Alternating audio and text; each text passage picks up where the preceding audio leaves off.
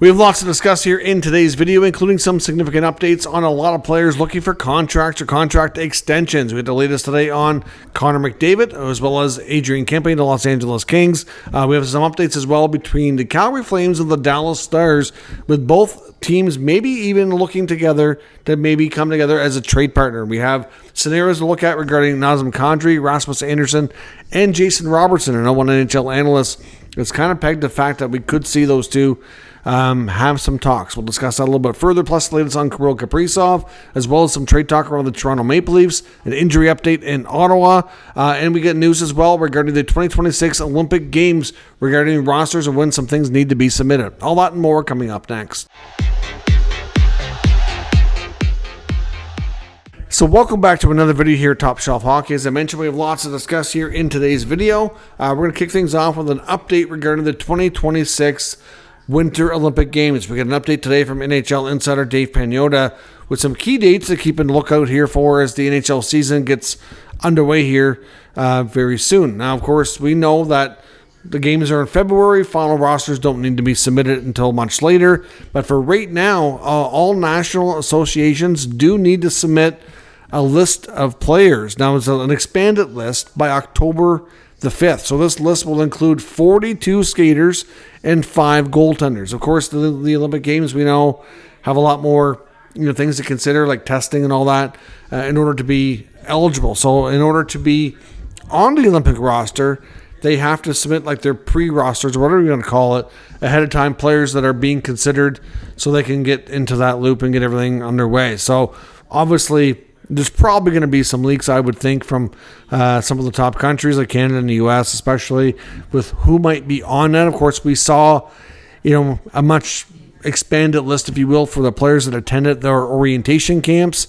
And the fact is, we know that both countries made it pretty clear that if you weren't invited to the orientation camp in August, it doesn't mean 100% that they're not going to be able to select you. So clearly, if a player's really, showing that he deserves to be on the team, they're going to figure out a way to do it. But they'll have to at least be on their expanded list of 42 skaters or 5 goalies that's submitted by October 5th when the season starts. So obviously, I would suspect that there won't be many players that weren't at the orientation camp on this list. If you look at the number of players that were invited, like the U.S. squad was quite big. The Canadian roster, I think, would have a little bit more of a flexibility in that sense. But looking at the Americans, they invited 16 NHL defensemen alone, and they had, of course, 3 or 4 goaltenders. And a number of forwards. So we'll see. Hopefully, we'll get an idea what some of these players are, so we know who they're kind of keeping an eye on here during the NHL season before they have to make their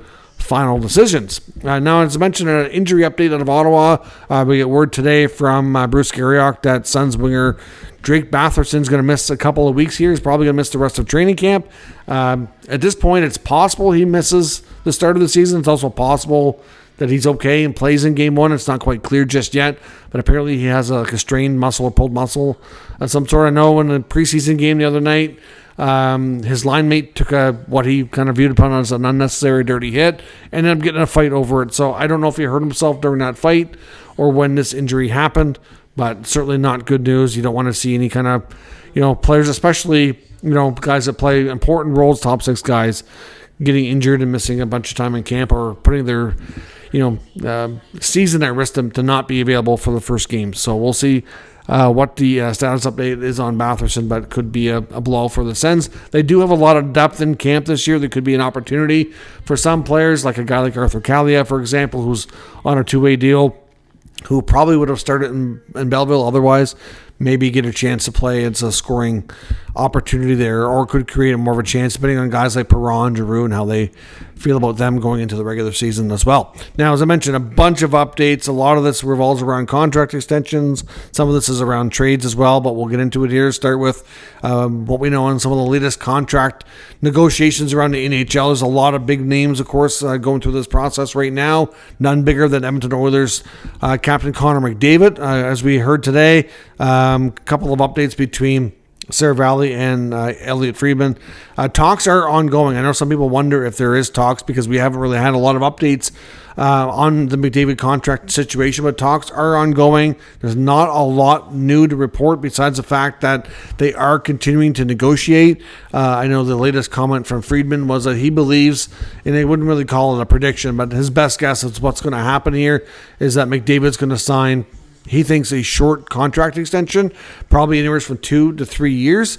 And even though he could justify asking for the maximum 20%, that he's probably going to end up taking less than you would suspect. I'm not sure we can call it team friendly, but it could be worse for sure.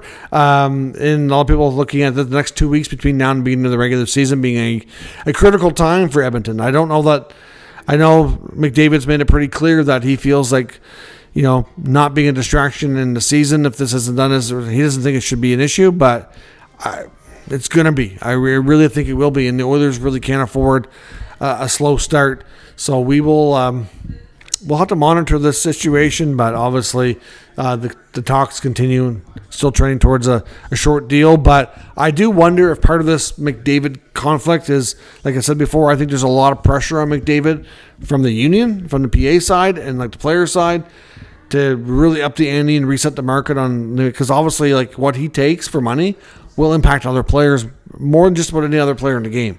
So, if he wants to do something more team friendly, that's going to maybe hurt what other guys get. So from a union perspective, I do think there might be some pressure, and I think he might be weighing, all of that into consideration here, trying to make up his mind what's best for him and the team and his career and everything going forward. So we'll see. Dennis Bernstein's reporting on the Kings and Adrian Kempe. We know Kempe is a very important player for them, especially knowing that Anze Kopitar will not be with the club beyond the current season.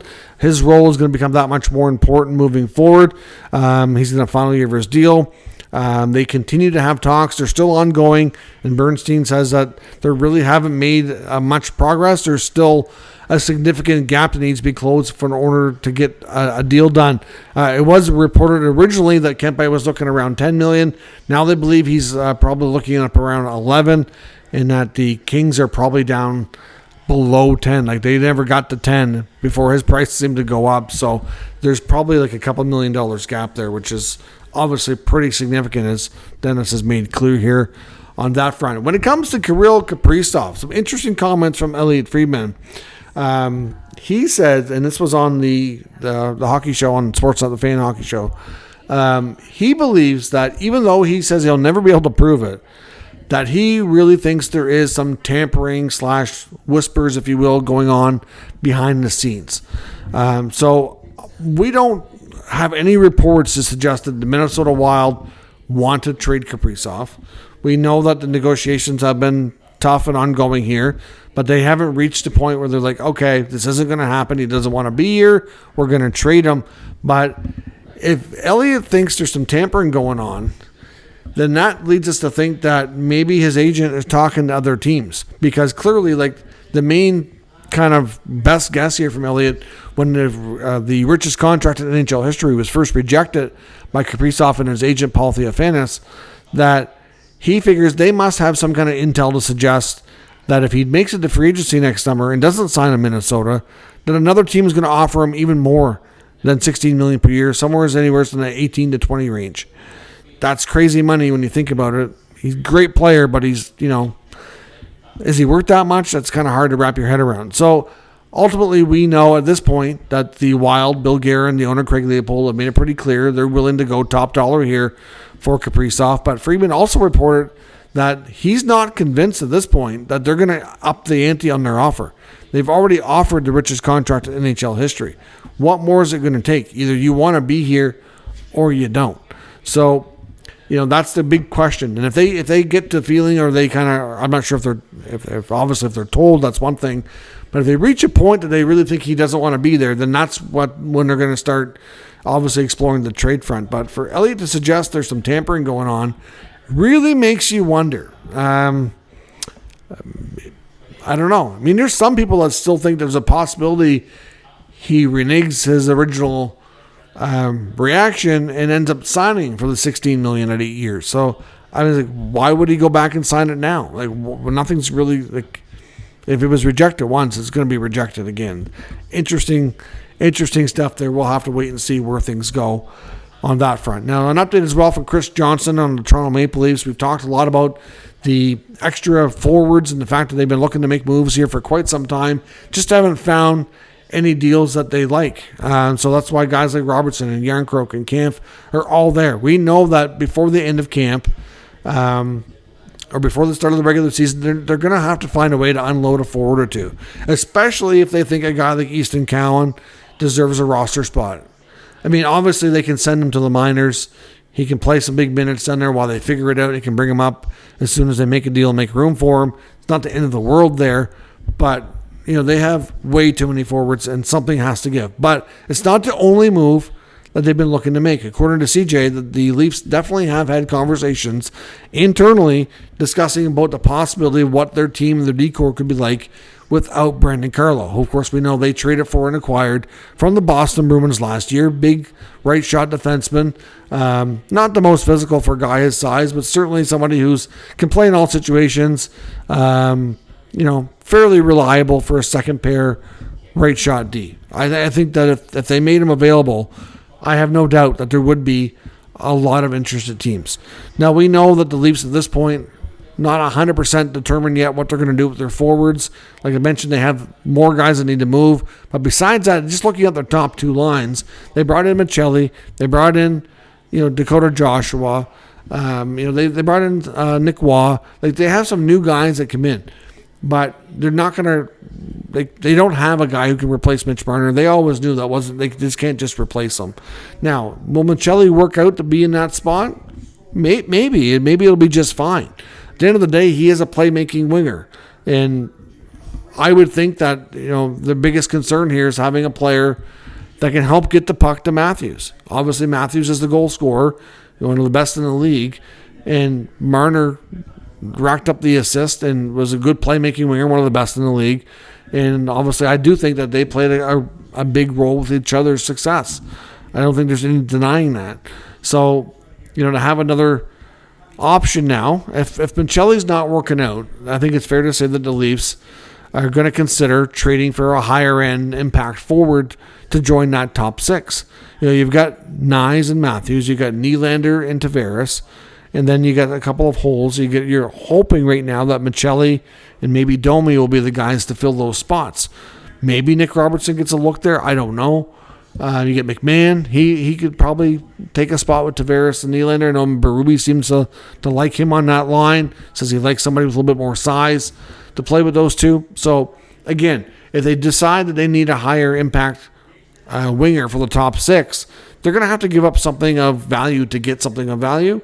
And without having a ton of younger players or draft picks that they really want to part with, he might be a guy that they could move to make that happen. So it seems like it's something that they're internally discussing, trying to figure out. Not a given they do it, but if they determine that forward spot needs filling, that could be something that we could see here down the road. Now, looking at the Flames and the Stars, Jeff Merrick was made comments on both these two teams today, kind of linked them together. For starters, though, we'll get into a comment from Pierre LeBrun regarding Rasmus Andersson. He says, with Calgary Flames defenseman Rasmus Andersson, he does not think 100% that either side is 100% in a spot where they close the door, that a contract extension is not possible, not happening, that he's definitely getting traded.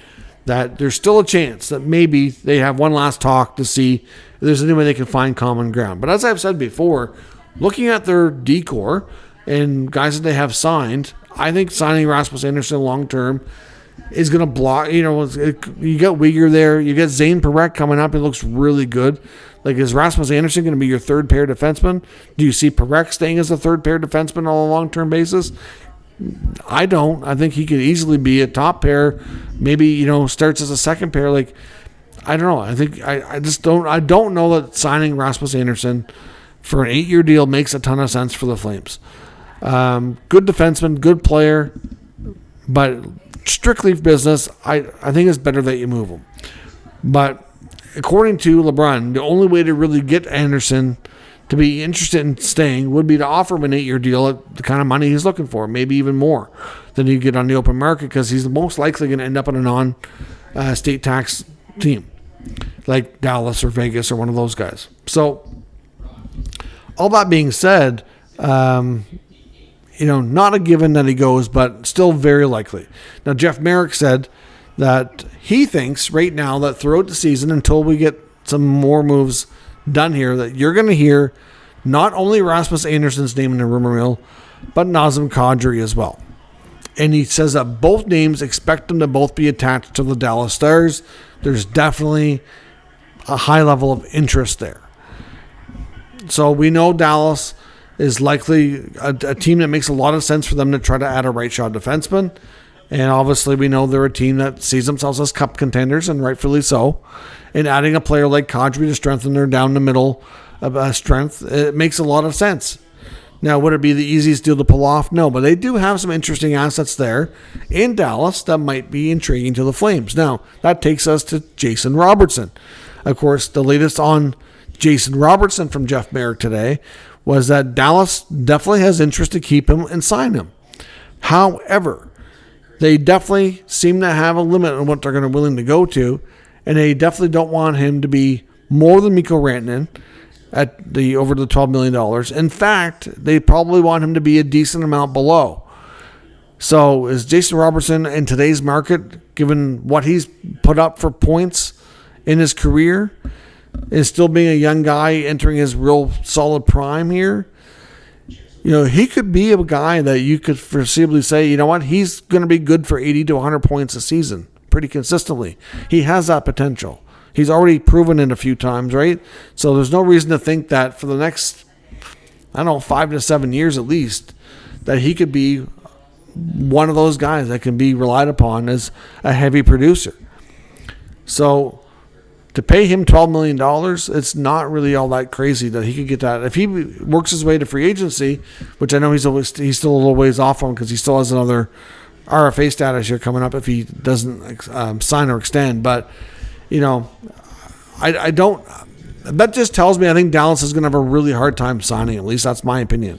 So if they do, and they go back, because we know that they've already had some conversations. I think they've already examined the trade market and say, okay, if we were to trade Robertson, what do we kind of think his market value is? And I think they've kind of come to terms on what that could be. Now, if they have interest in Anderson and Kadri, we've heard Robertson's name being on Calgary's radar if he becomes available. Now, I don't know that he'd want to go to the Flames and sign a long-term deal. I can't say that with any certainty, because ultimately that would be a huge part of this having any chance of being successful and working out, is that Robertson would have to agree to it. Because they could trade him. They don't need his permission for that because he doesn't have trade protection yet. But he doesn't have to sign a contract with wherever he goes.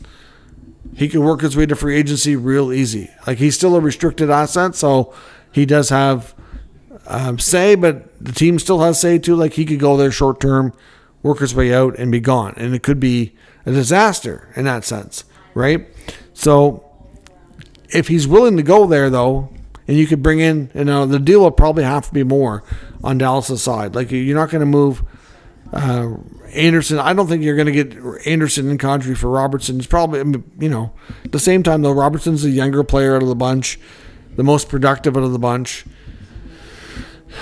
I don't know if you have to include a lot more than that, but it's probably Robertson and a pick, or Robertson and a prospect, or Robertson and something, I would suspect. It doesn't have to be anything of too significant value to kind of even that up. But yeah, those would be the main pieces of a deal, but that makes sense.